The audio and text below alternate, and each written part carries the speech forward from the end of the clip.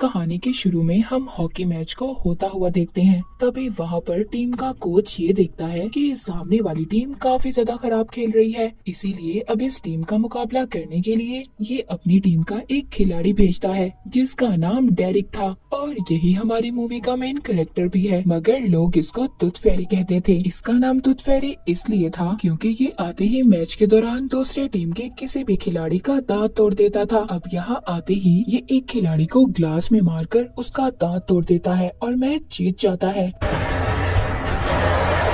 वहाँ पर बैठे सभी उसके फैंस उसका जोर जोर से नाम बुलाते हैं। डेरिक को किसी का दांत तोड़ना बहुत अच्छा लगता था, इसे इस चीज से काफी खुशी मिलती थी। अब डेरिक की ऐसी हरकत पर उसको जुर्माना हो जाता है कि उसने मैच में एक आदमी को मारा। उसे तो जैसे इस बात पर कोई अफसोस ही नहीं था, बल्कि वो जो करता था उसे ये करना पसंद था। इसके बाद डेरिक जब लॉकर रूम में जाता है वहाँ पर उसको एक नया लड़का मिलता है। बाद में इसे पता चलता है कि ये उसकी टीम का नया खिलाड़ी है, मगर डेरिक को उसे देखकर ऐसा लगता है कि वो बिल्कुल भी अच्छा खिलाड़ी नहीं है। अब जब डेरिक वहाँ पर स्टेडियम से निकल रहा था तभी वहाँ पर एक छोटा सा बच्चा डेरिक से ऑटोग्राफ लेता है। कहता है कि मैं भी आपकी तरह बनना चाहता हूँ, मगर ये उस बच्चे को बहुत ही बुरी तरह जवाब देता है। कहता है तुम ऐसे कभी नहीं बन सकते। वो बच्चा इसकी बातें सुनकर थोड़ा सा उदास हो गया था। इससे हमें ये पता चलता है कि डेरिक थोड़ा सा बदतमीज भी था। अब इसके बाद डेरिक अपनी दोस्त कार लेके घर जाता है जिसके 2 बच्चे थे। उसका बेटा डेरिक को बिल्कुल पसंद नहीं करता था। उसी दिन शाम को डेरिक अपने दोस्तों के साथ कार्ड्स खेल रहा था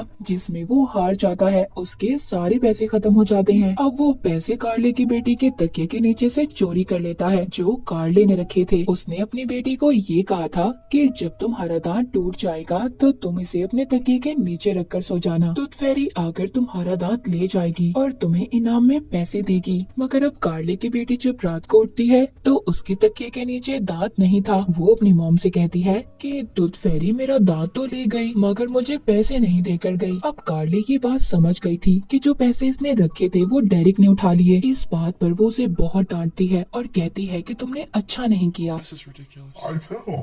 अब एक दिन रात को सोते हुए डेरिक को अपने तकिए के नीचे एक नोट मिलता है जो फेरिस की दुनिया से आया था। डेरिक ये देखकर काफी ज्यादा हैरान हो जाता है, मगर अचानक से उसके पर निकल आते हैं और उसकी बॉडी पर पिंक कलर का सूट आ जाता है और वो फेरिस की दुनिया में चला जाता है जहाँ पर उनका मैनेजर इससे मिलता है। इसका काम नए फेरिस को काम सिखाने का था कि एक फेरी कैसे बना जाता है। तभी वहाँ पर एक बूढ़ी फेरी आती है जो फेरिस की दुनिया की हेड थी। वो आकर कहती है कि तुम बुरे काम करते हो और तुमने कल रात ही 2 बच्चों के ख्वाब तोड़े हैं, इसीलिए तुम्हें इस बात की सजा मिलती है कि तुम्हें 2 हफ्ते तक टूथ फेरी बनकर यहाँ पर काम करना होगा। अगर इस दौरान तुमने कोई भी गलती की तो तुम्हारी सजा बढ़ा दी जाएगी। इसके बाद हेड उसको सारे रूल समझाती है, जिसके बाद इसको एक आदमी के पास भेज दिया जाता है। ये वो आदमी था जो यहाँ के सारे टूल्स और इस्तेमाल होने वाली जादुई चीजें बनाता था। अब वो आदमी इसको कुछ चीजें देता है जैसे श्रिंकिंग पेस्ट, यानी जिसे इस्तेमाल कर ये छोटा हो जाएगा, और दूसरा एक ऐसा पाउडर था जो किसी के भी ऊपर डालने से उसकी यादें गायब हो जाएंगी, और तीसरा था इनविजिबल स्प्रे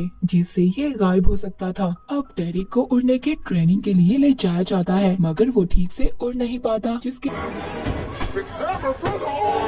बाद अब अगली सुबह डेरिक की आंख अपने बेड पर खुलती है और ये सब उसको एक सपना लग रहा था। अब ये कार लेके घर जाता है। वहाँ पर जाकर ये उससे सॉरी बोलता है अपनी पुरानी हरकत पर जो इसने उसकी बेटी के पैसे चुराए थे। मगर अब कार्ले से कहती है मैं अपनी बेटी के साथ जा रही हूँ और उसे अपने घर पर अपने बेटे के साथ रुकने का कहती है। ये उसके बेटे से बात करने की कोशिश करता है मगर उसका बेटा तो इसे पसंद ही नहीं करता था। लेकिन डेरिक जब थोड़ी सी बात करता है तो उसका बेटा भी इससे बात कर लेता है। डेरिक को पता चलता है कि कार्ले के बेटे को म्यूजिक बहुत पसंद है। थोड़ी देर बाद कार्ले भी घर आ जाती है। डेरिक उसके लिए डिनर प्लान करता है। वो उसको बताना चाहता था कि वो उसे पसंद करता है, मगर अचानक से डिनर के दौरान ही उसके पंख निकल आते हैं जिन्हें वो छुपाने की कोशिश कर रहा था, इसीलिए खुद छुप जाता है। तभी उसे फेरिस की दुनिया के मैनेजर की भी कॉल आती है जो उसे मिलने बुलाता है। अब छुपते छुपाते डेरिक जब उसके पास जाता है तो वो कहता है सामने घर में एक बच्चे का दांत टूट गया है और वो फेरी तुद का इंतजार कर रहा है, तुम्हें वहाँ उसके घर जाकर उसका दांत लाना होगा। अब डेरिक अपना श्रिंकिंग पेस्ट का इस्तेमाल कर छोटा होकर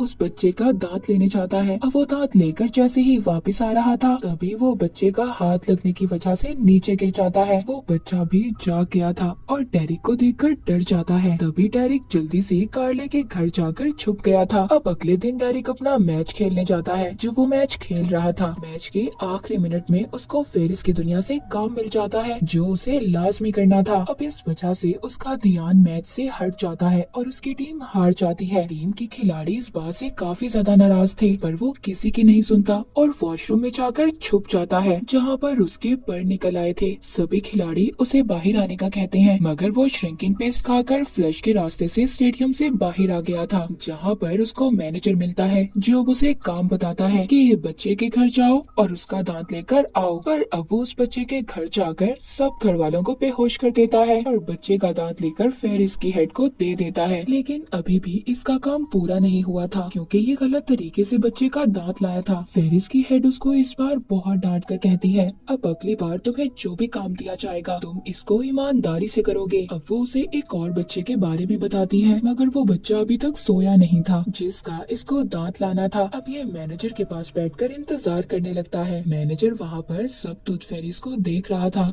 क्योंकि ये भी टूथ फेरी बनना चाहता था। मगर यहाँ पर थोड़ी देर बाद डेरिक को पता चलता है कि उसकी असाइनमेंट कैंसिल हो गई है जिसके बाद डेरिक घर आ जाता है। अगले सुबह उठकर जब वो अपनी बालकनी में जाता है तो देखता है वहाँ पर कार्ले अपने बच्चों के साथ आई थी। वो डेरिक के पास अपने बेटे को छोड़ने आई थी और अपनी बेटी को लेकर वहाँ से चली जाती है। डेरिक उसके बेटे को अब एक गिटार की दुकान पर लेकर जाता है जहाँ पर वो उसे कहता है कि अपने लिए एक गिटार पसंद करो। वो गिटार लेकर जब उसे बजा रहा था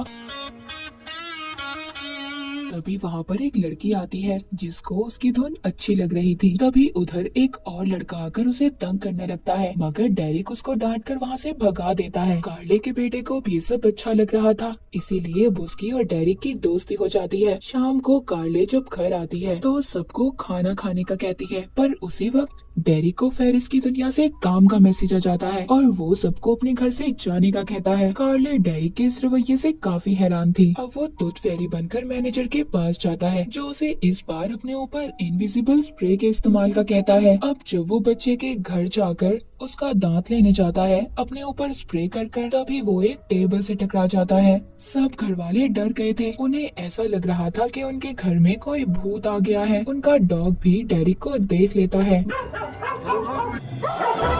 मगर अब वो किसी तरह दांत लेकर वापस फेरिस की दुनिया में आ गया था जहाँ पर वो हेड को दांत देता है और ये भी कहता है कि आपकी सारी जादुई चीजें बेकार हैं, कोई असर नहीं करती, उन्हें ठीक करवाना होगा। मगर हेड उसको मना कर देती है। अब तभी वो वहाँ पर एक आदमी से मिलता है जिसके पास भी ये सब जादुई चीजें थी। ये उससे सारी जादुई चीजें ले लेता है और अपने अगले काम को पूरा करने के लिए चला जाता है। मगर अब वहाँ पर जाते ही जैसे ही ये स्प्रे का इस्तेमाल अपने ऊपर करता है उसके बावजूद भी ये नजर आ जाता है। वहाँ घर में लेडी इसको एलियन समझकर पुलिस को कॉल कर देती है। पुलिस इसको पकड़कर अपने साथ ले जाती है। अब डेरिक को समझ आ गया था। वो सोचता है कि उसे फेरिस की दुनिया के रूल्स के मुताबिक चलना होगा। वहाँ पुलिस स्टेशन में कार्ले उसे छुड़वाने आती है पर वो सब पर जादुई पाउडर डाल देता है जिससे वहाँ पर सब भूल जाते हैं। डेरिक फेरिस की दुनिया का काम काफी अच्छे से जान गया था। अब वो बगैर किसी प्रॉब्लम के बच्चों के दांत हेड को लाकर दे देता था।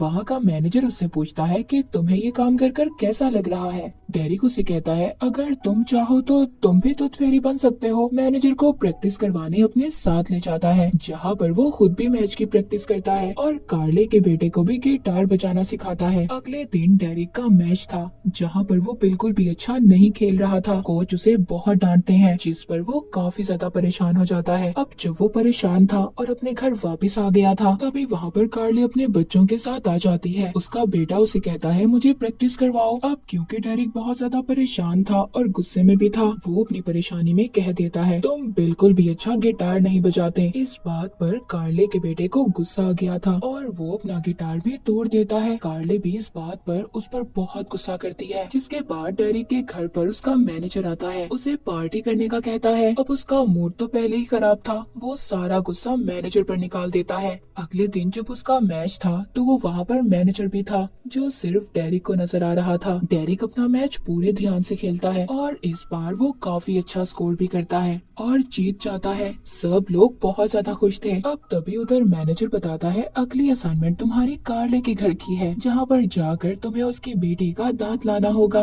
अब पहली बार डेरिक अपने परों के साथ स्टेडियम से बाहर निकलता है। सब उसे देखकर हैरान थे। सबकी आंखें खुली की खुली रह जाती हैं।